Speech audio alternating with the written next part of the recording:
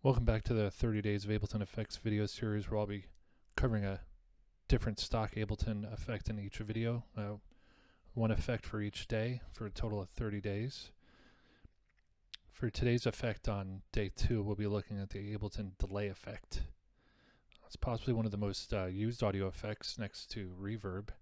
It creates a very distinct and unique sound that can add a lot of depth to the music when used correctly. Think of it almost like an echo, but with independent delay lines left and right, one for each channel.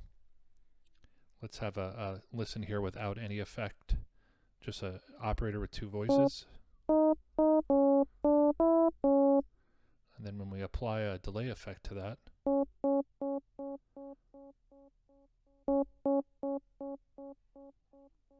so the first section we look at here is called the delay channels, left and right.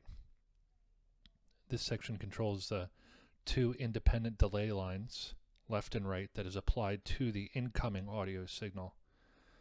Activating this sync toggle will align the delay time to the beat. I'm sorry, these buttons right here.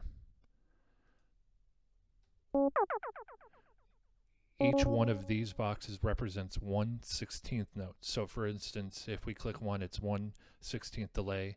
This is 2/16th note delays, so on and so forth. If we do 4.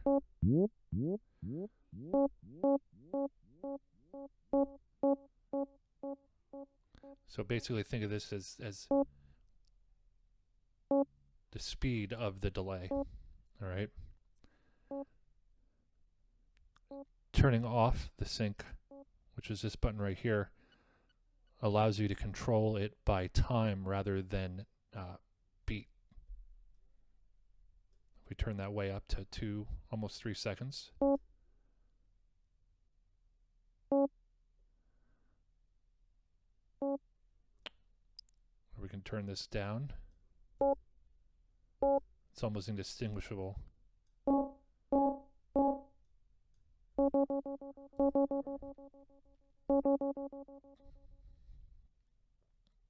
And this is for milliseconds.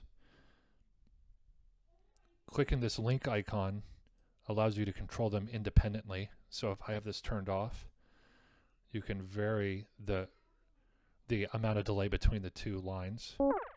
If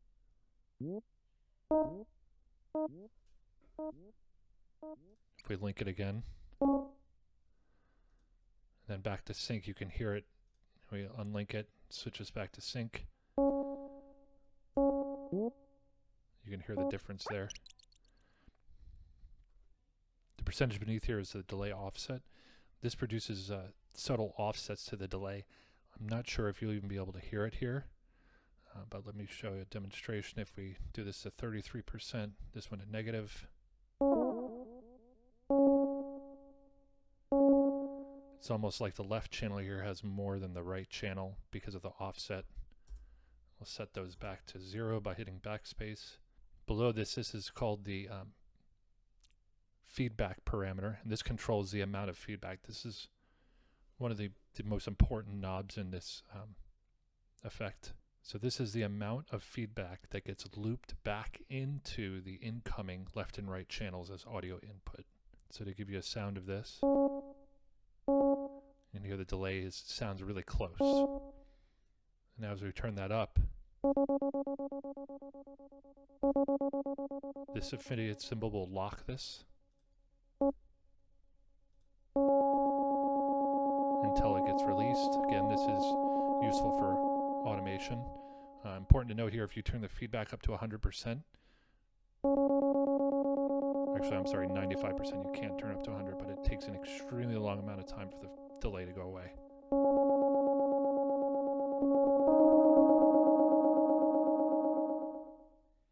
The next section here is bandpass filter section. This filter is applied before the incoming audio signal and is affected by the delay. So this can be used to exclude certain frequencies that you don't want entering the delay effect. Let's give a listen on how this sounds.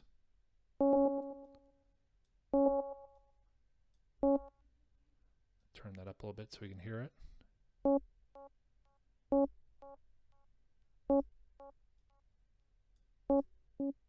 You can tell the difference there.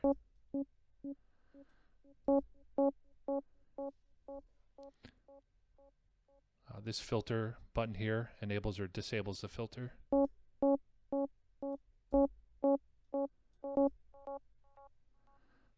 The frequency bandwidth is controlled by the X and Y axis here. The bandwidth is also called the width, or if you're familiar with EQ8, the Q value. The harshness of the filter this way. You can see the filter changes when we change this parameter. The rate and filter and time allows for modulation via an LFO. There's actually a built-in LFO here. Rate sets the frequency of the modulation. The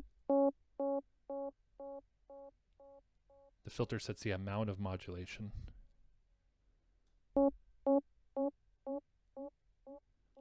can hear it there.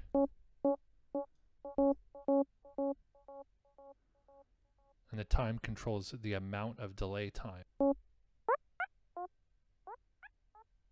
you can make some really weird noises there. And the last section is called mode controls. These control the delay transition on these top buttons right here.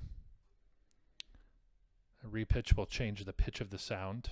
So this is as you're going from one delay to another.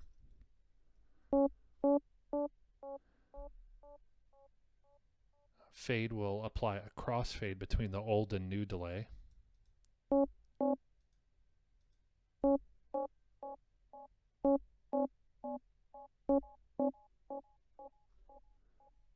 Alright, if you can tell the difference there.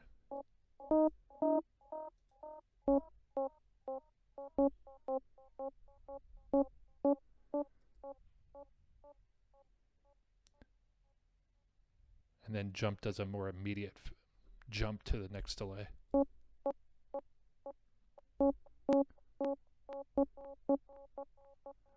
And then ping pong delay sets a different delay time between left and right channels between the delays.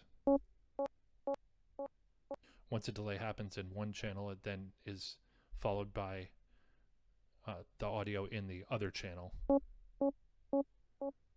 This is the old ping pong delay that was in versions prior to Ableton Live 10. Dry wet mixes the effect in with the normal audio signal, 100% being full delay, no original audio signal. And that's it for the delay effect. It's extremely versatile and can add some movement to your audio and make it sound more dynamic. I use this one often myself. And tomorrow we'll go over a much larger audio effect, a compressor. If you want to stay up to date with all of these videos on Ableton effects, make sure you subscribe. And please provide any comments or feedback on how I can improve this. I'd appreciate it. Thank you.